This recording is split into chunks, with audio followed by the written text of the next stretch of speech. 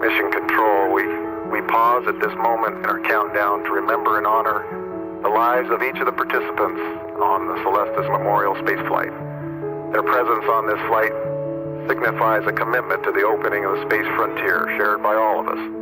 We wish the friends and families present today and all those who are with us in spirit all over the world Godspeed, good luck, and our thanks for allowing us to share this very personal time with you today. Elsie out. 5, vehicles armed, 3, 2, 1, fire. Missile away.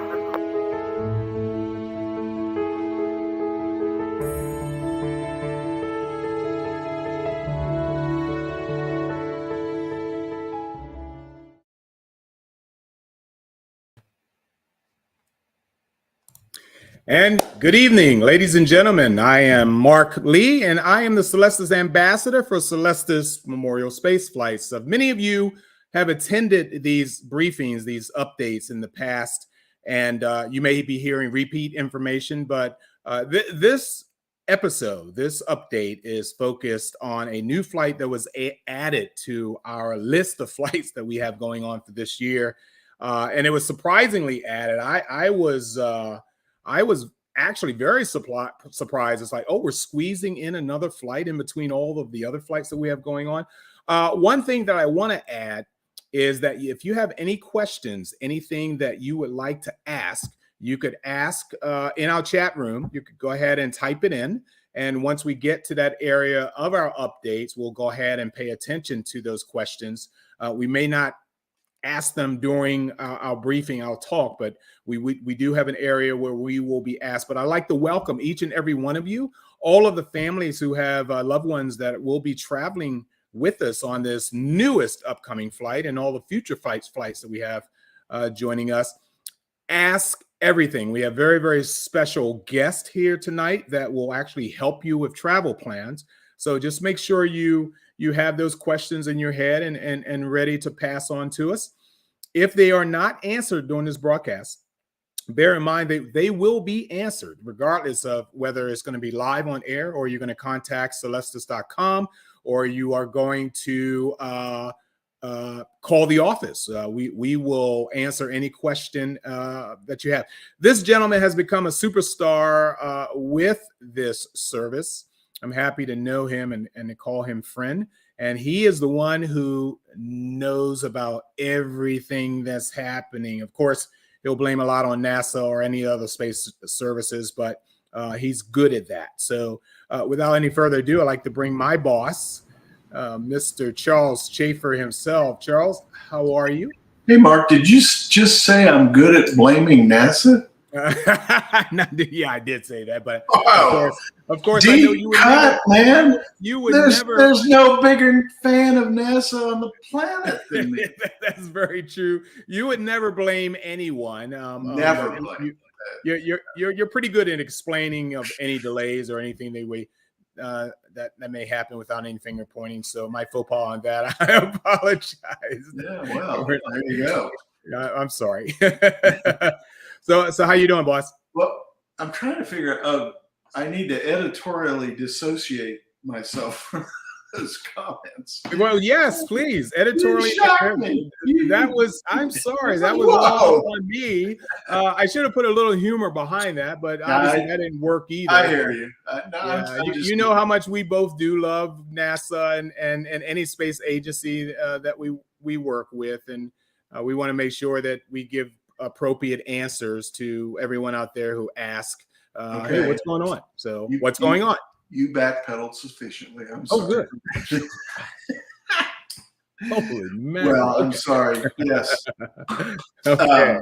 I'm doing great. Very excited tonight to be able to share yet another Celestis mission with our folks that are watching us live or logged in, and also, as everyone knows, this conversation will be posted on YouTube as well. Right. Yes. And the reason that we're doing it is we know some stuff about the mission coming up that we need to share. And we do that through a variety of platforms. We directly email the person that's called the primary contact for the participant on board. Mm-hmm. We do social media posts across all the networks that we operate, Facebook, Twitter, Instagram. Mm-hmm. We do direct emails and newsletter updates. And then we do things like this, Facebook Live. You've been through so many missions with us where the fact that we were able to get the information out, because we're very diligent, we're very focused on making sure that everybody keeps up, but still not everybody is able to, or for whatever reason. So there's questions. That's the final element, which we want to make ourselves available for those questions. And so without further ado, if I may, or do you have a question? Yeah, I like, how did this happen? We've added another mission to our itinerary of missions. The fact that it slid in before all of our other planned events. What brought this out? I'm interested in how you were able to accomplish this, Charles. Well, I think you're also interested in why are we doing it? And I think both of those are excellent questions that I want to address. So the first reason, the first part of the question, why did we choose? Because it is our choice whenever we add additional missions, additional services, capabilities. We're the folks that have to ultimately decide whether to do it or not. And I think what we're finding, and again, it's been obvious to us for a couple years, is that the golden age of commercial space transportation has arrived. Yeah. And whereas it used to be very difficult for Celestis to really nail down missions. In fact, way back in our history, 20 years ago, we went up for a period of 7 years without having to do a flight. Wow, that's a long time. Having the ability to do a flight. Mm-hmm. And as you might imagine, for people that are waiting to celebrate, first of all, not everybody, that's a deal killer, if you will. For a lot of people, I don't want to wait that long. I don't want, to celebrate my loved one. Sure. But also, just in general, the grief cycle often is ended by what we do, the closure component. And so people are looking for that closure component. And so we've gone from that kind of really low point, pre-SpaceX, I will say, to now we have 5 missions scheduled in the next 14 months. And that's a good thing, I think. As more and more people learn about us and more people go, yeah, that's something I'm interested in. Being able to offer our service routinely and reliably is really a key component in so many people's decision making. So why we did it is we want to be able to say we fly the schedule that I just mentioned to you. And that gives people a lot of choice and a lot of comfort that the service will be able to be performed as timely as anybody on the planet can do it. So that's the why. How? Phone call out of nowhere. We got a call from my friend Michael Johnson, who is working in a company called Omnitech, which is already manifested to fly this June, what's called a 6U CubeSat. So that's not quite it's a little more than a microsatellite and a little less than a mini satellite, but it's a capable platform. Lots of stuff is being done. In fact, individual CubeSat looks like a cube. It's kind of 100 by 100 by 100, and it's become a standard spacecraft in the industry. And so he said, "Hey, I'm flying a experimental radio frequency CubeSat, and I got room if you'd like to make that mission available to your clients." And that was an instant yes on our part, even though it's really the first time we've done something like that. But it's also really, I think, such a great opportunity. We love to be able to give people choices to fly earlier.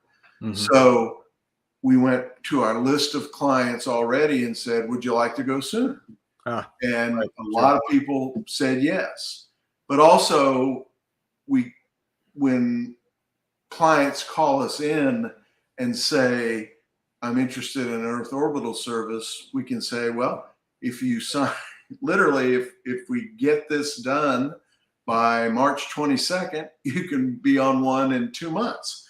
First time we've ever been able to offer something like that. Yes. It was popular. And as you know, we don't just fly memorial space flights, cremated remains. We also fly DNA, and we fly really unique, for lack of a better term, data payloads. And on Ascension, we have a really cool new client called MicroPets. And I'm not going to attempt to tell you about it, but it's blockchain NFT. If you've been following NFT in art and in music, it's a really cool application that they've developed. They've actually asked us to perform 3 missions. 3 of the 5 I just mentioned to you were for 3 missions with them to put an NFT into orbit. So that's another element, and getting that done early on gave them an opportunity to really show how quick they could move, and they move quick. So we're looking forward to hosting them on the first of 3 missions.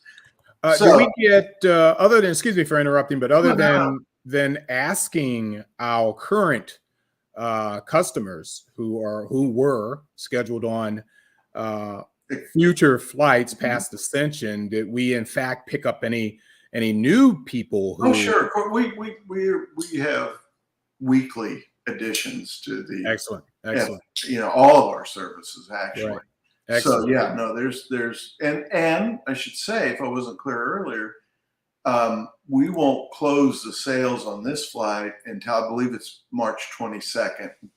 Not long from now, but no, not 22nd. Yeah, isn't that today? Well, that's tomorrow. Yeah, that's tomorrow. Yeah. Yeah. So maybe. Yeah, I think it is. Actually, I'm looking at. Yeah, we close. So tomorrow. And that allows us to meet our integration deadline. The flight capsules, which is what we fly, have to be onboarded onto the Omnitech 6U CubeSat before it's shipped down to Florida to be launched on a Falcon 9 mission. Okay, excellent. And the shape of the container, if you haven't mentioned that already, that our passengers are going into, or we're looking at so high by so wide, if we know. Well, it's a CubeSat, which is 100 centimeters by 100 centimeters by 100 centimeters. Got it.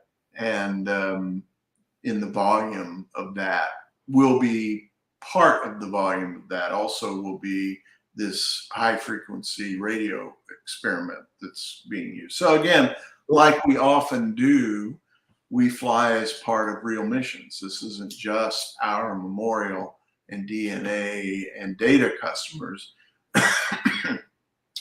Very much what we do and what we are happy and proud about is that by us creating the demand, if you will, we're extending and accelerating the growth of commercial space.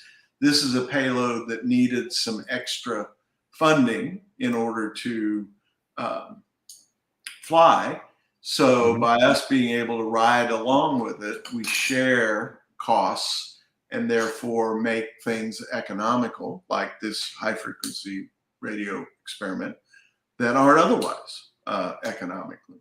So there's always, and I think this is what makes us compelling and unique. There's always a very real component to the missions that we do. So we're excited. It's excuse me.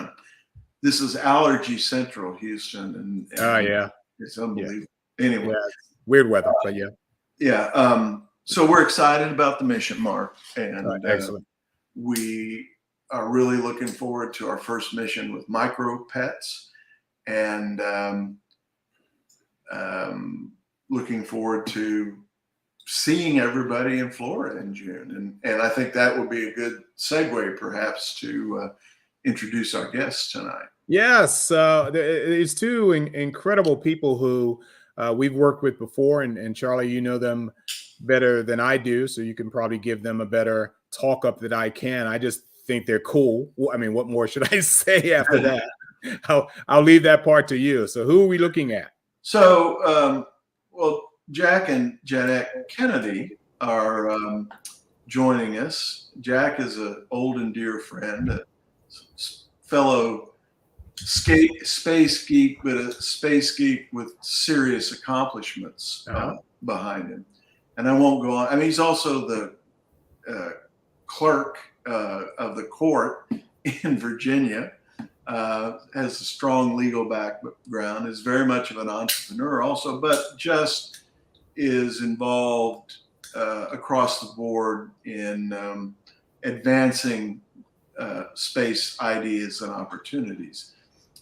His lovely bride, Janette, shares those interests, shares those accomplishments, and has also created a travel agency that's headquartered in all places, Cape Canaveral, Florida. Yay. So they've kind of, since moving down from Virginia a few years ago, they hop back and forth still.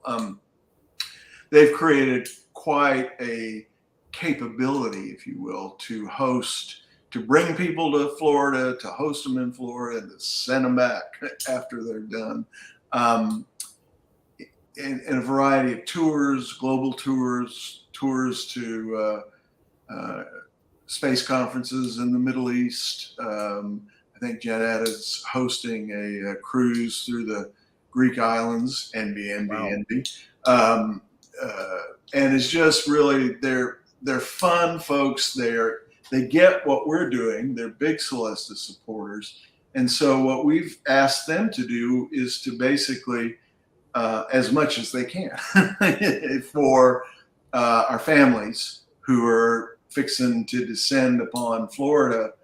You know, of those 5 missions we're doing, 4 of them are flying out of the Cape. So there's going to be a steady stream of Celestis folks down there, and they know where to go, what to do, who to see, and really help make everybody's trip much more enjoyable. And we work together with them, where it's the part of the hosting service that Celestis does.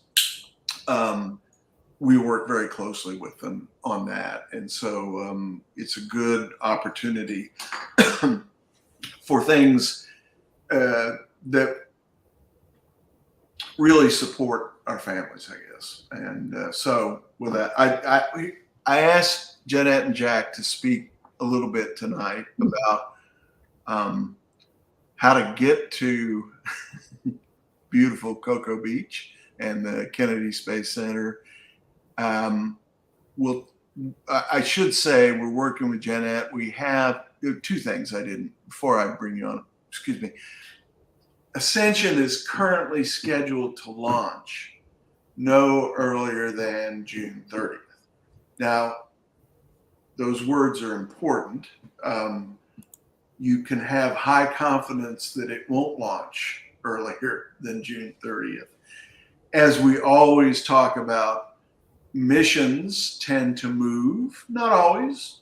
Lately, particularly SpaceX, has just been nailing on schedule and successful and everything. So my usual caveat of build some slack still holds, but we have a higher confidence these days in the launch cadence. At least I do.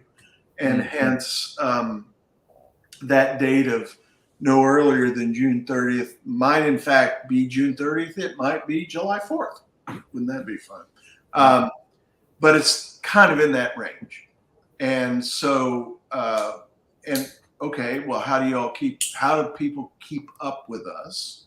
As I said earlier, we go to first of all, always go to our website, celestis.com. The latest we promise to post any launch date that moves. We will first post it on our website. So that is always the most up-to-date information that we have. But of course, we don't stop there. We have live events as we're counting down to the launch. We have direct email or telephone outreach conversations with the person that's the designated primary contact for the client. And we don't give up until we reach you. And then a series of newsletters, social media posts. In other words, we're a fountain of trying to keep everybody up to date. Second thing is we know how to answer the phone or an email. So if you go to our website and you just not need more information or whatever, just pick up the phone. We have great client services people, or drop an email. We have great client services people. So we can keep you apprised of the launch date. That's important when we start talking about travel arrangements as we do my sense is that I probably said at least 150 times, don't buy non-refundable tickets. Don't make commitments that aren't flexible. I think that's the best way to do it. In the modern world of travel, and Janette and Jack are experts in it, there's a sufficient way to do things where you don't have to just lose all your money if the launch date moves. But please do that. Pay attention to that. Be flexible. Build a couple of days on either side of the not a couple of days later. You don't have to do an earlier one. Once we announce a launch date, it won't go earlier. We know that. But add a couple of days. And again, when I finally get a chance to turn it over to Jack and Janette, they can tell you about other cool stuff to do. If you haven't spent time in Central Florida, it's a tourist extravaganza. And so it's wonderful for our families who are coming for a ceremony, a somewhat solemn but clearly joyous event, to have the opportunity to do some other things in Central Florida after you've said goodbye or before you said goodbye. And again, there's lots to do and would encourage you all to do that. So our base, we will announce what our corporate hotel headquarters is when we're more certain of launch dates. And when will that be? It's a good question, but I would expect that we will have that pretty much by the 1st of April. We'll be saying, here is the host hotel. Here is the link to make your reservations. But we aren't doing that yet tonight. We know who it is, and we just don't want to drive them crazy with launch date changes. And they're very supportive. Anyway, All right, I think I've talked myself blue in the face here. Well, I have to say something before we hand this over to them, and that is those of you guys that are watching us as we speak, we have probably a 20-second delay from what we say to what you hear. If there are any questions, this is the really, really perfect time. Any questions you have about your travel arrangements, this is the time to ask the questions. Don't wait until you think we're about to end the show. You need to get ahead of it. Nonetheless, even in fact, if your questions do come in a little late, we will answer them through our website and telephone calls, any other communication that Celestis.com has with their participants and their families. So without, I guess now, any further ado. That's the longest introduction that we've ever done. It really is. I was just thinking the same thing. I just want to make sure these questions come in. You guys got questions that are in our chat room right now? Start typing, and then we'll review them after Janette and Jack basically gives us their opening here. Go ahead, Janet. Well, Charlie and Mark, we appreciate the opportunity to work with Celestis again. Certainly, being a clerk of court in Virginia, I do a lot of probate work, and I know how sensitive people are to their loved ones at this period of time. And we are honored to be a part of it. I believe in Celestis so much that I have entered into my own pre-planned contract and know that it will be good when the time comes. Nonetheless, I want to briefly paint a picture of the future of Cape Canaveral in the sense that it is historically the place that humans first went to the moon. And it has been a location that many have worked from in the past and certainly is evolving into the future.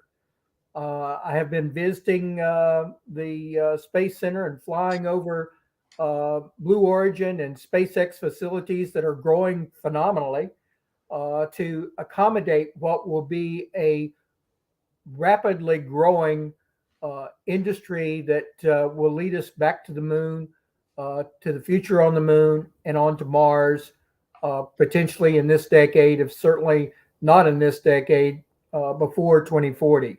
I also had the good fortune this past week of being present for the rollout from the vehicle assembly building of the Artemis 1 rocket, NASA's mega rocket, if you will, the most powerful rocket NASA has ever put together. Perhaps it will have taken off by the time of June 30th, perhaps not. If the latter is there, we hope to be able to provide opportunities to see the mega rocket sitting on the pad. Hopefully they won't schedule it for the same time as I don't think it'll be the same day. Maybe the same time. Perhaps in the same week. I mean, we're seeing multiple launches per week now, and that cadence.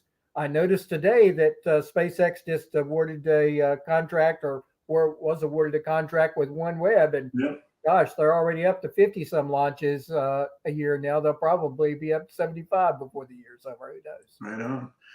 But again, I just want to stress that Cape Canaveral is certainly the hub. We appreciate that and want to help facilitate people who visit here to take in what it really means to be a spaceport.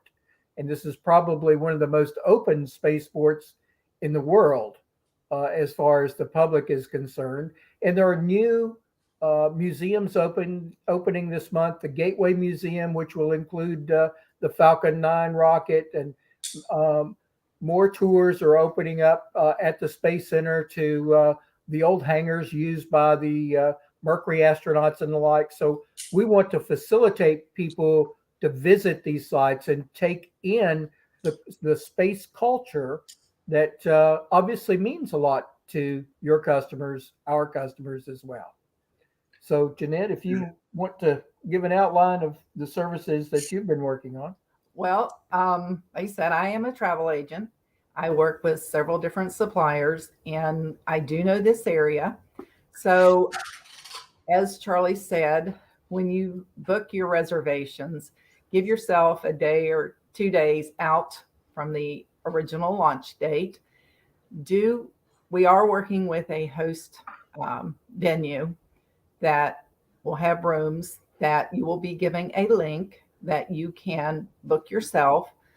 As far as flights to the area, because you're going to be coming from who knows where, that I can help with that. I can help you find a flight if you need, but I suggest that you book them yourselves and that you will book them directly with, if it's American or Delta or whoever it is, because it's easier to get your insurance covered and to get a change. If you need to change your dates, if you work directly with the company, your chances of having everything go smoothly is much better. If you go through Expedia or Travelocity or someone like that, you may find that as a third party, it's not so easy to do. These are just things that I know that I'm just passing on to you to help you, because this is not my vacation is from here to here, and this is when I'm taking it with this launch.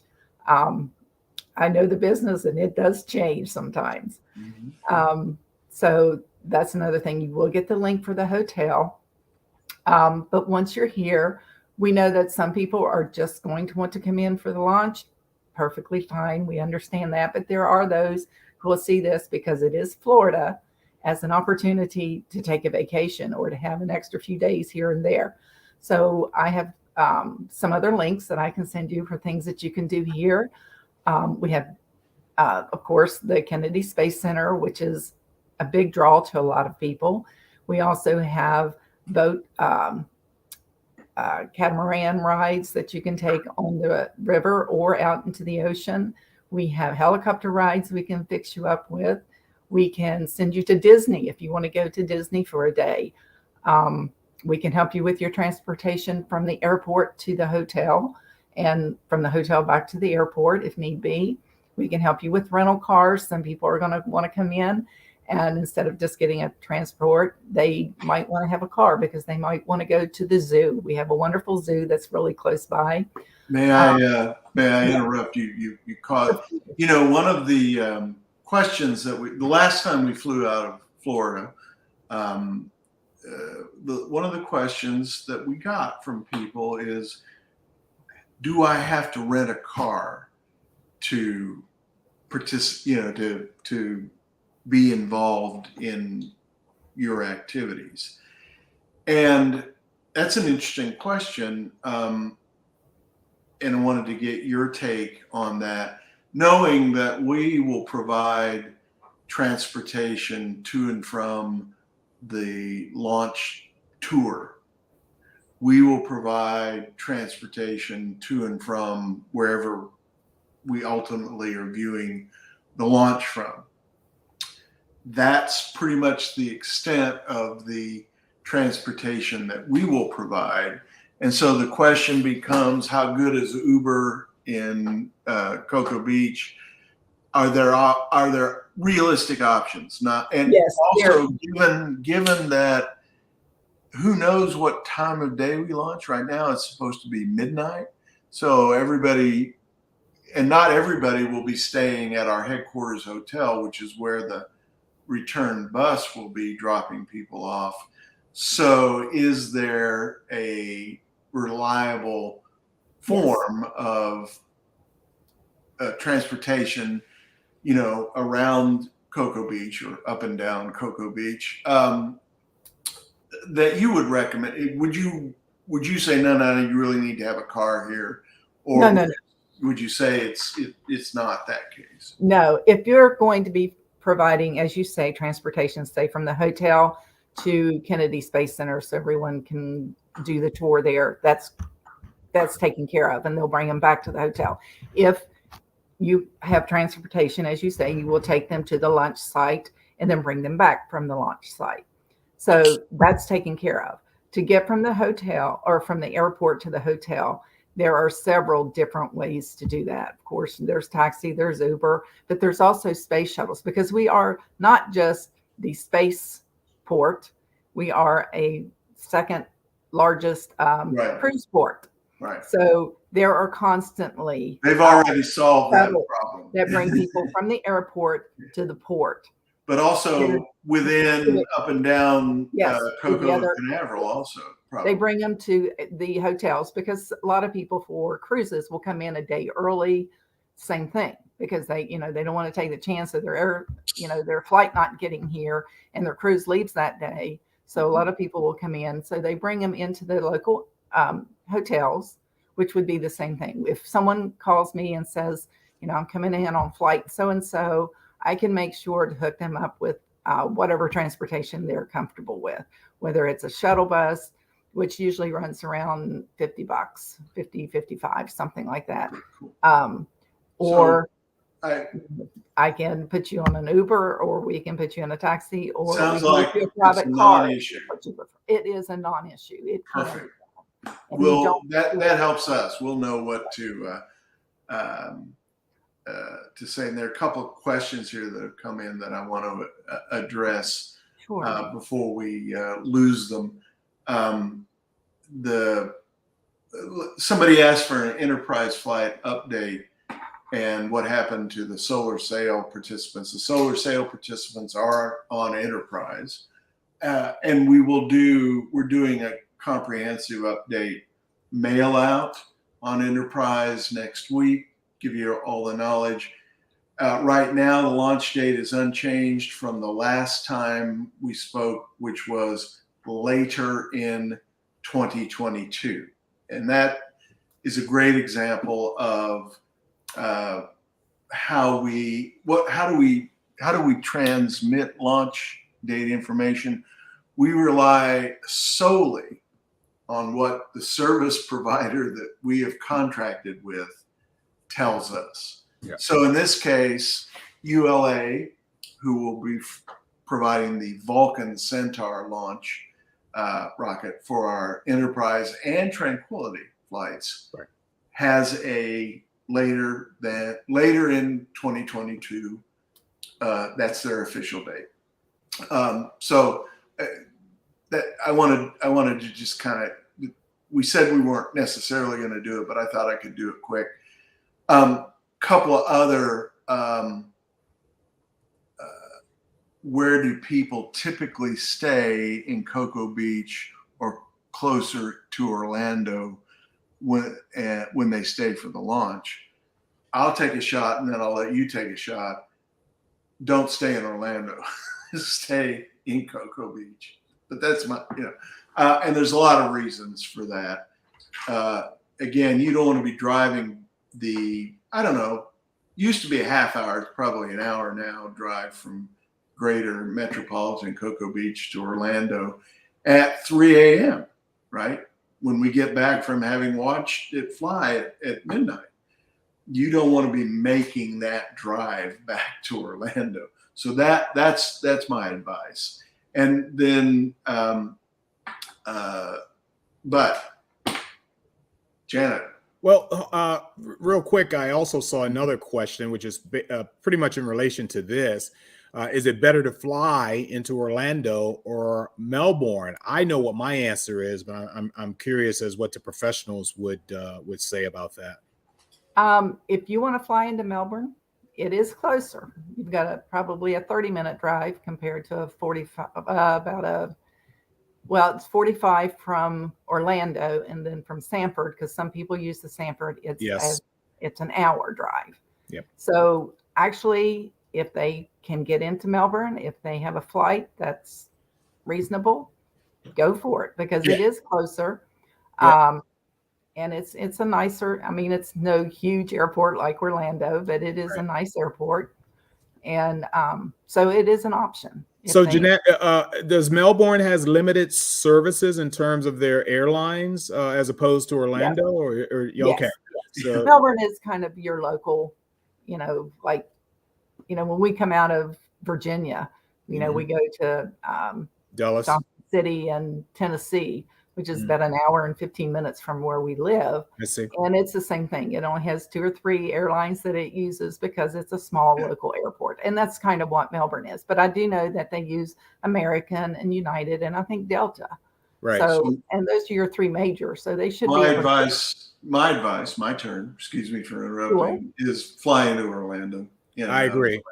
I know for a fact Sanford does have very, very, very limited airlines, and they don't fly out every day. So you are limited to the days of the week that you can come in and go out. Yes. But, since people are coming from all over the world for this mission, it's just easier if your second leg of the flight isn't a 30-minute puddle jump into Melbourne. Right. My opinion. Other people like to fly regional airlines, but I think for your and again, remember, I believe you have more flexibility. I know you have more flexibility in and out of Orlando than the smaller airports. So I would say that. I agree. Another question. Thank you, Joyce. Are there enough rooms in the host hotel if we want to stay there? The answer is yes. And that you heard me say yes, not yes. And the reason for that is that we already have reserved a significant block of rooms, which we will release only to our Celestis clients. Again, I said probably in about 2 weeks. We take a guesstimate in order to arrive at those numbers of rooms. But again, remember, I've been doing this nearly 30 years, have already done 17 of these. So I kind of have a pretty good way to guesstimate. So I'll just tell you, we assume that for every participant we have on the flight, every flight capsule that's flying, there'll be 2 attendees. And that's an average. Some people bring none, some people bring 10. But over the years, that's been our planning number. So if we have 40 folks on the flight, which we do right now, we will have enough hotel rooms for what we estimate is 80 people. And we will make those available exclusively first to the people who have loved ones on this mission. So we won't even, we'll release the rooms first and foremost to the people that are closest to the person who's flying. And that's another way we have to, if you will, cover you. It is the case, and we have been known to sell out of those rooms. That doesn't mean that you can't get a hotel room in Cape Canaveral, but it does mean that plan B has to happen. And that's really where we will try to help, and Janette will certainly try to help. And having somebody on the ground is so much easier than calling and being on hold and being routed to somewhere. So we're going to work hard to make sure that the answer is yes. We cannot guarantee, particularly if you make a last minute decision. And we'll tell you as we work with you what we consider to be a last minute decision. So there really should be, you should be covered. If you're paying attention, which obviously you are because you're on Facebook tonight, if you're paying attention, you will know, boom, hotel rooms are available. Book them now. Here's their cancellation policy, which is something we always look at when we're trying to work with a hotel, because what did we just talk about? Launches may get delayed. So, and then the final piece of the puzzle that I always tell people is we will tell you when we're confident enough about the mission that we bought our own tickets. Right? Yeah. So when we, boom, Southwest Airlines, Houston to Orlando, 10 staff members book it, we'll let you know. And that'll be a good way to gauge that it's time for you to act. And all I'm saying is if you want to be really assured, I don't think we'll run out of rooms, but you also have to remember that they did not build Cape Canaveral, the port, and Cocoa Beach just for us. There are a lot of people coming there, particularly June is June is before it's as hot as it is in Texas, right, in Florida. So June's a better month, very popular.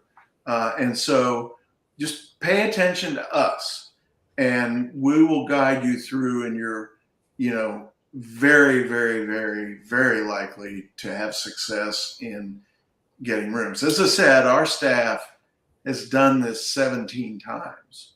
So we're, it ain't boasting if you can do it, but I don't want to say that all things are guaranteed. I just want to tell you, you've got deep experience at Celestis and with Janette and Jack. Correct. And Marc, to create a positive experience for yourself, travel-wise. Absolutely. For the mission. Charlie, the only thing I would add is the 4th of July is right around the corner too. Yeah. Put some added pressure on last-minute lodging efforts. Yep. Yeah. Well, thanks for that, Jack. You're right. You're 100% right. It's a reality, and as we've all discussed, one of the reasons why this service is so popular is that it's affordable. And one of the reasons why it's affordable is that we don't own the whole blinking rocket. We fly as what's called a secondary or even a tertiary payload.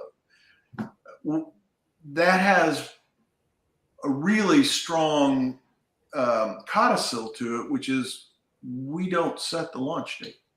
All we can do is listen and say, here's what people are saying is the launch date. We can't delay it. If you can't get to Cape Canaveral in time, we can't delay the launch for you. And all we can do is be as good as we are, I think, in coaching you through the best way to view launches. So with all those caveats, people come to launches all the time and have a great experience. And since we're, I think, as good at it as anybody, we will guide you to the best experience that you can have while you're celebrating your loved one. And we will add a lot of extras. You're not just coming to the launch. You're coming to a really compelling memorial service. You're coming to tours of the launch area. And you're coming and you'll all of a sudden have 100 new friends that Absolutely. You've gone through an amazing experience with, and will be enriched by the fellowship of everyone coming to the launch. Yeah, it's a beautiful experience. The thrill of it is something you're going to remember for a very, very long time. But I wanted to ask Janette and Jack also that will you be on site to probably handle any travel fiascos that may, God forbid, happen, either via phone or in person? How can people get in contact with you? Yes, I am here. Like I said, I'm right here, less than 2 minutes from the port here in Cape Canaveral. Yeah. Just probably 5-10 minutes at the most to the hotel we picked. So if anybody has any travel problems, if something happens last minute, like I said, I'm a travel agent. That's what I do. So you will have my phone number, you will have my email address, and anybody is more than welcome to give me a call, and we'll work it out. We'll do what we need to do to fix the problem, get them here, make changes. Like I said, the only thing as Charlie has tried to tell you, be flexible in your booking, especially with your airfare. That's the best I can tell you to do. And then with that, everything else we can work out. We're not above getting in my car and coming to get you at the airport if for some reason you get in late and there's nobody to bring you here. We have done that. We can do that. So that's where Jack comes in. Yeah, exactly. And you'll have a fascinating conversation with your driver on the way back. That's true. So where are you going? Oh, it's too much to tell. Yes, indeed. And we appreciate that. I will say that there is real value add in having a travel agent on your side. And it's just a great service, and it's a great backup.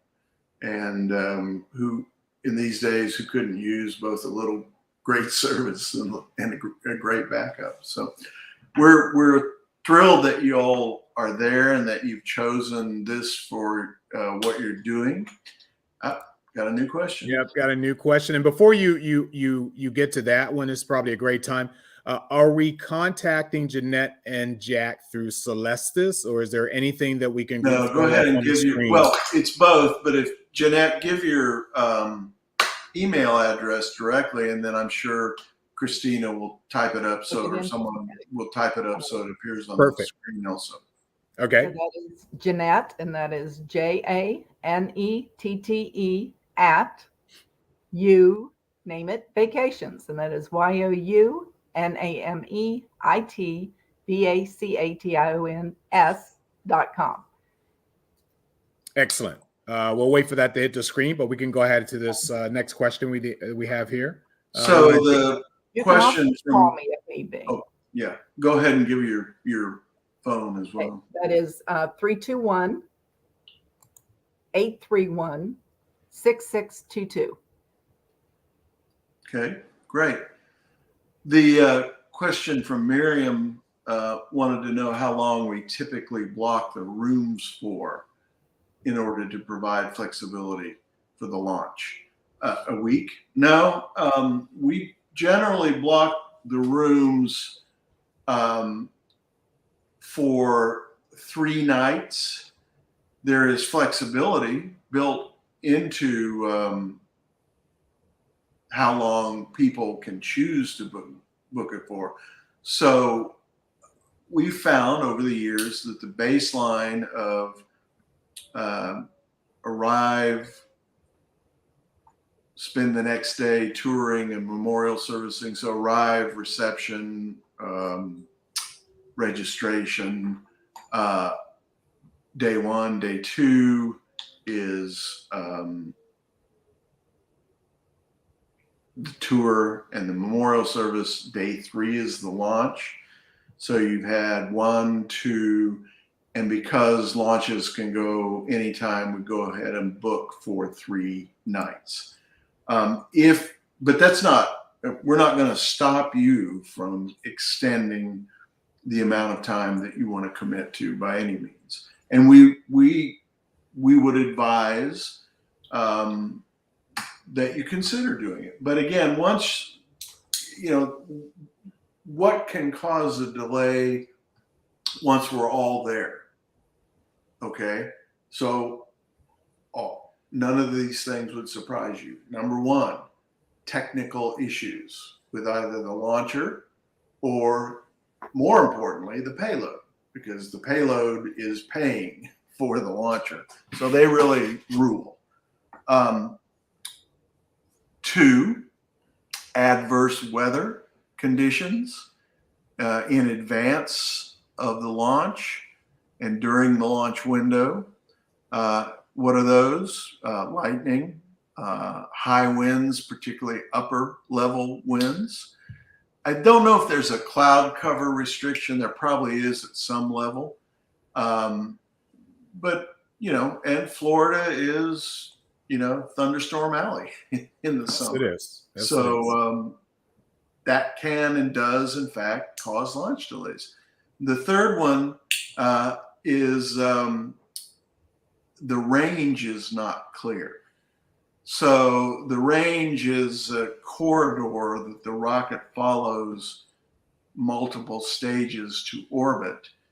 And it has to be free of airplanes, boats, cruise ships, as they discovered recently. And if it's not clear of that, there's often not a whole heck of a lot you can do to clear that range. Because if they're not paying attention to all the notices and all of the things that are saying, don't go here, and they still have gone there, they're probably not going to pay attention to a real time, turn around and go back kind of command. So how often? So order of magnitude, I would say most likely cause of delay is weather. And then recently, number 2 has been boats in the area. That's kind of unique. That used to didn't happen at all. And then number 3 is something on the rocket, which is just amazingly reliable these days, I have to comment. Yep. Or the payload goes awry and they don't want to fly it. All of those are things that can happen. So hence we booked that extra day. Typically, if there's a delay and the range, who is the range? The range is the Space Force, used to be known as the Air Force, who control things like command, destruct, range safety, radar, telemetry, all of the things that you have to be doing to communicate with a rocket that's on course or off course. The range regulates all traffic, space traffic out of Cape Canaveral and the Kennedy Space Center. So if the range is busy, you can't rebook it for the next day. So usually they try, unless it's technical, usually they try recycle for a day. And then in some cases they can't because there's a SLS launch scheduled for that day. Mm-hmm. We ain't backing you guys off. So that's sort of the summary of delays. And they happen, and we fly. It never gets delayed to where the launch doesn't occur. But I know everybody comes and expects, military precision, of which there is a lot, a ton. But stuff sometimes happens, and they have to boot it for a day or a week. Just depends. All right. So next question. Yeah. Go back over the 3-day itinerary. Yeah. Okay. Thank you. I'm playing the role of host tonight, Marc. Yes, you are. I didn't want to butt in, but you were doing good. Well, they come up and I read them and I answer them mentally, and then I'm like, oh, I'm going to forget. And yeah. They say something. So yes, happy to discuss the 3-day itinerary. So day 1 is arrival day. And arrival day consists of you all arriving and coming to the headquarters hotel. And you'll know what that is. We'll have announced it. You may likely be staying at it. And at that headquarters hotel, the first thing you do is come down and get registered with us. So we have all your information in advance. We have name badges in hand in advance. We have packets of information in advance, and you come by and get all that stuff, and we know you're here, and you have given us your best local contact information. So registration is a must. Typically, it's open, on registration day. We'll keep it open 3 to 6 to 7. We don't start until the afternoon because that's the day most people come in. And so we'll open up around 3 and we'll go to probably 6. We'll then, for the people that don't come to day 1, which is always a question, we will reopen in the morning of day 2 as well to register you. Then the evening of day 1, it depends on our final schedule, is either a reception, just get to know everybody. Again, you're going to have, in this case, you'll probably have 100 people there that you never met. And so we'll have a reception, or we'll actually do a formal dinner, which we usually do only if we have, a giant crowd, where a reception would be too much of a madhouse. Local celebrities, including astronauts, are invited, and they come and meet you and tell you about their experiences, as, if you will, sort of, this is what your loved one's going to experience. So that's day 1. Day 2 always begins with a tour of the launch facilities.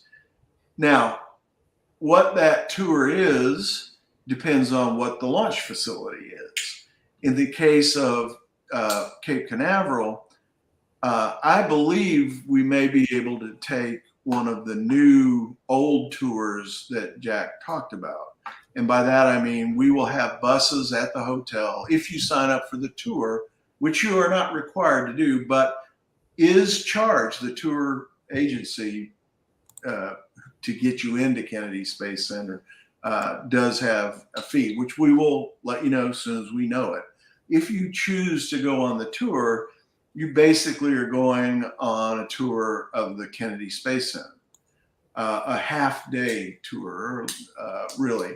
And with what I understand to be the new opportunities, we actually may be able to get you to a point where you can see the launch pad from which the Falcon 9 will fly.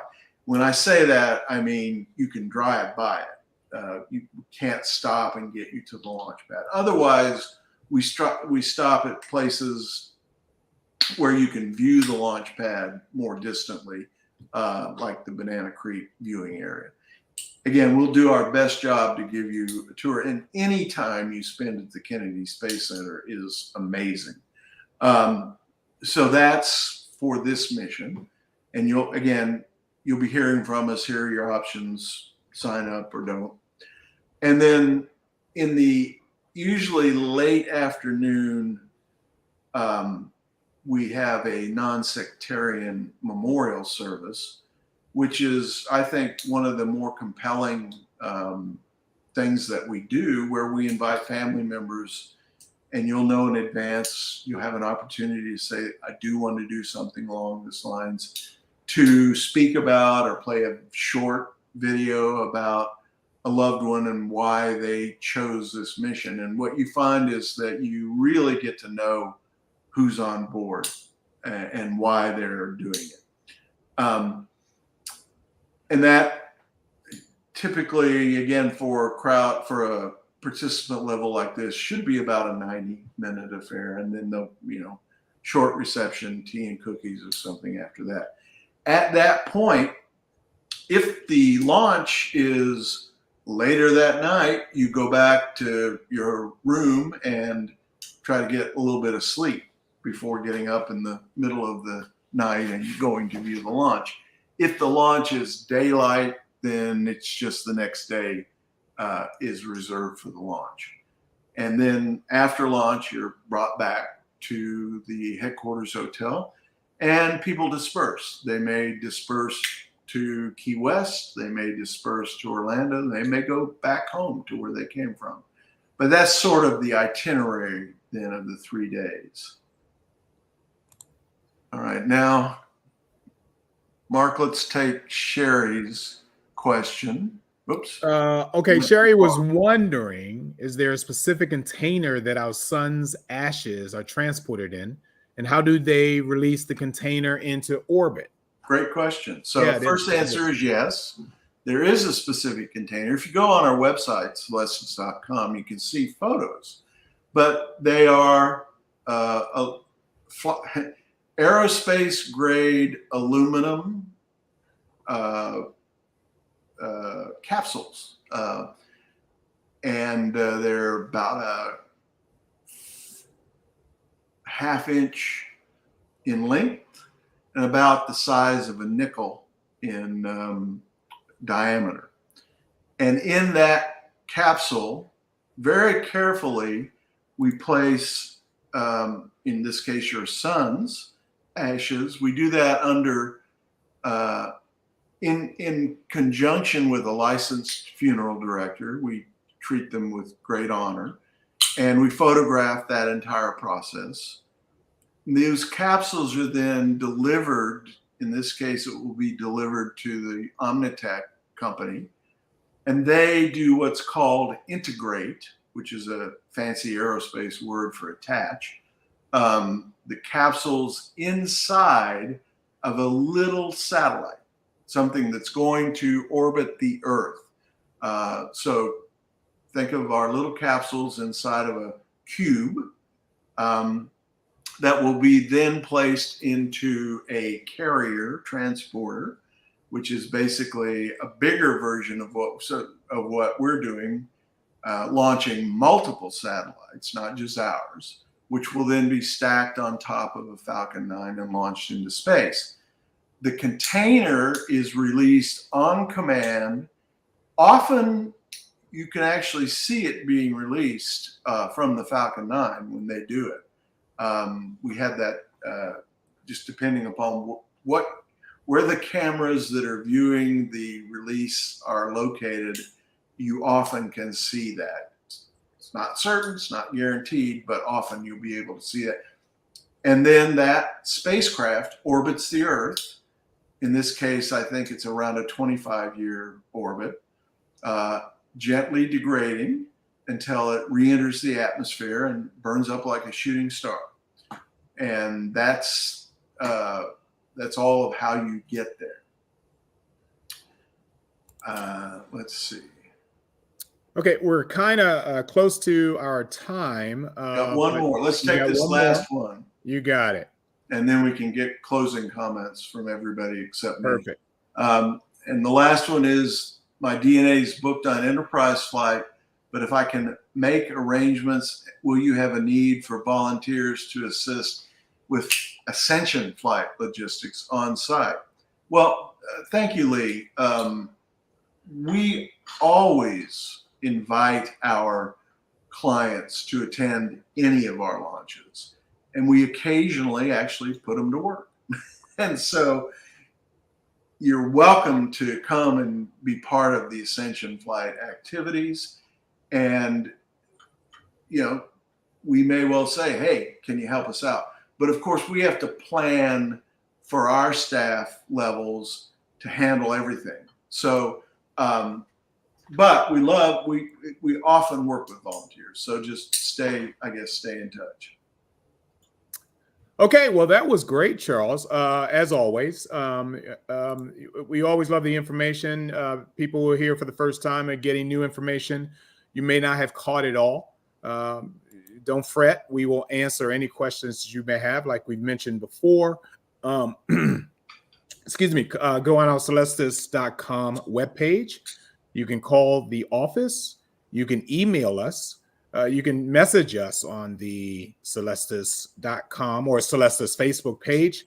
And of course, in the scenario with Janette, please, by all means, write this email address down, and any travel plans you may have, make sure you get a hold of her that way or get a hold of her this way.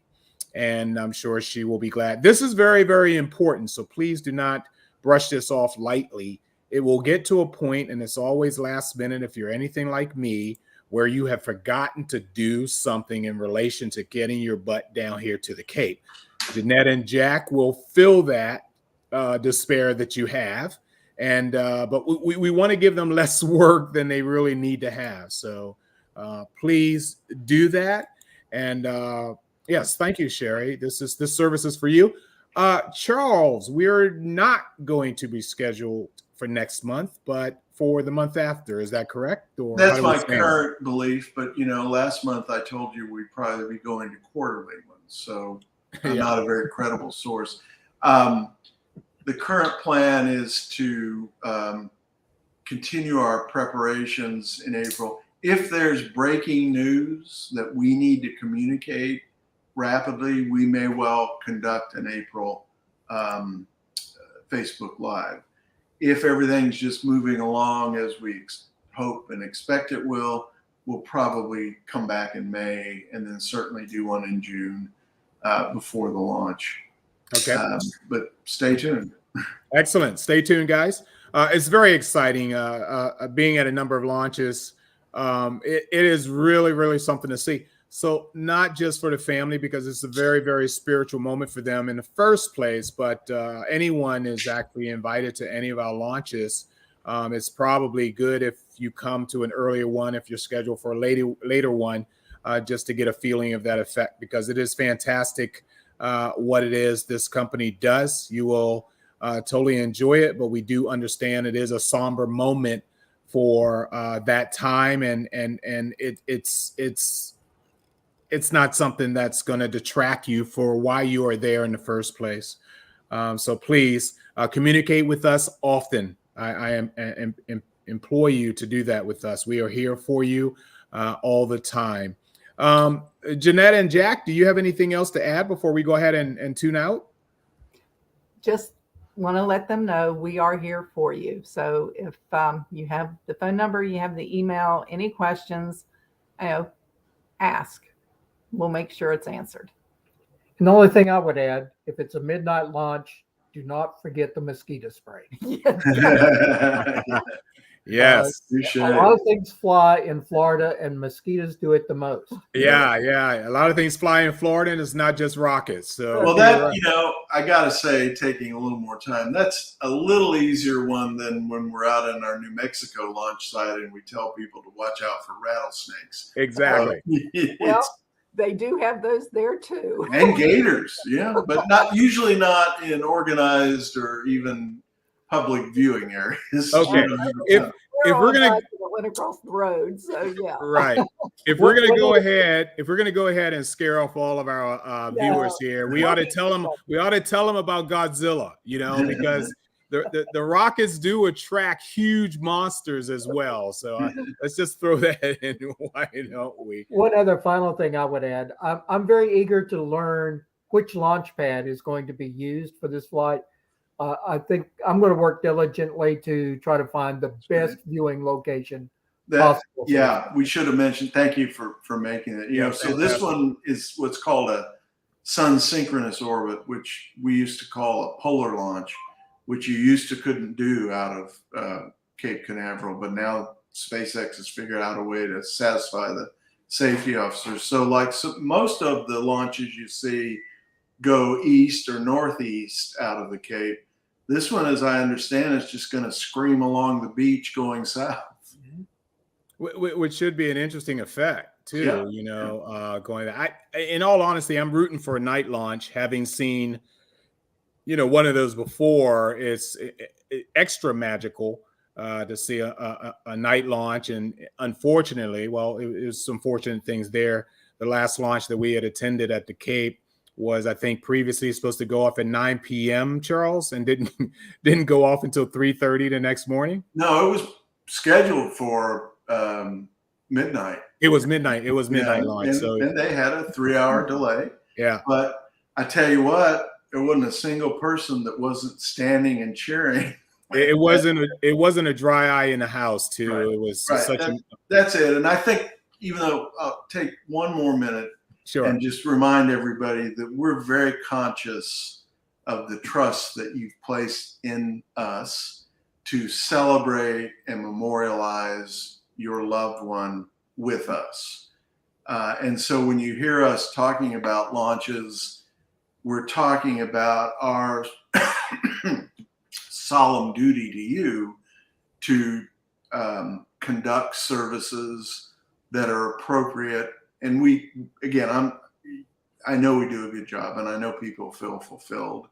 And for those of you that are flying with us, flying your DNA or flying like micropets, some really cool information, the launches are just fun. And night launches are different, I would say, but I would also say that daytime launches produce an effect that you can't see it on TV, but all of a sudden the sunlight is kind of muted because of the other light that the launch vehicles produce. That is correct. And that's a really amazing experience also. Yeah. All right. I know we got to go. Hey, ladies and gentlemen, we are Celestis, and I hope you speak to us often, as well as with Janette and Jack, because it's very important for you to be here. And Janette and Jack is probably your best, I'm for sure, without doubt, your best source in getting together your travel needs. So let's just make sure you communicate with us to make sure you're on track and keep track of our programming and all. So without any further ado, thank you guys so much. We will be talking to you soon with more updates. This has been our live broadcast with Celestis, focus on our Ascension flight, but I think we basically talked about all the rest like we normally do anyway, but we like to keep you informed. Janette and Jack, thank you. I will be contacting you because I'm kind of interested in a helicopter tour right now. So All right. I'm going to get up with you guys pretty soon so we can talk about that. All right. Boss, Charles, thank you Bye, so guys. much. Well, We'll be talking to you. a late flash here. Uh-oh. One of our regular participants, Beverly, thank you for posting that the launch is the SpaceX Transporter 5 mission, which is the mission that we're on, is either 40 or 39A. And she says, I work out here. So I would say, Jack, you won't have I love it. much better information than we just got. But keep working, please. Wow. I love it. That's fantastic. Ladies and gentlemen, more information and surprises as you watch us when we're scheduled, hopefully each and every month. But in the meantime, contact us, talk to us, tell us what you need, pass us on to your friends and family, anyone who think they want to be on one of our future missions. Okay, so thank you guys so much. Good night. I need to get some dinner. Janette, Bye-bye. Bye-bye, guys. Take care. Launch conductor in mission control. We pause at this moment in our countdown to remember and honor the lives of each of the participants on the Celestis Memorial Spaceflight. Their presence on this flight signifies a commitment to the opening of the space frontier shared by all of us. We wish the friends and families present today and all those who are with us in spirit all over the world Godspeed, good luck, and our thanks for allowing us to share this very personal time with you today. Elsie out. 5 vehicles armed. 3, 2, 1, fire.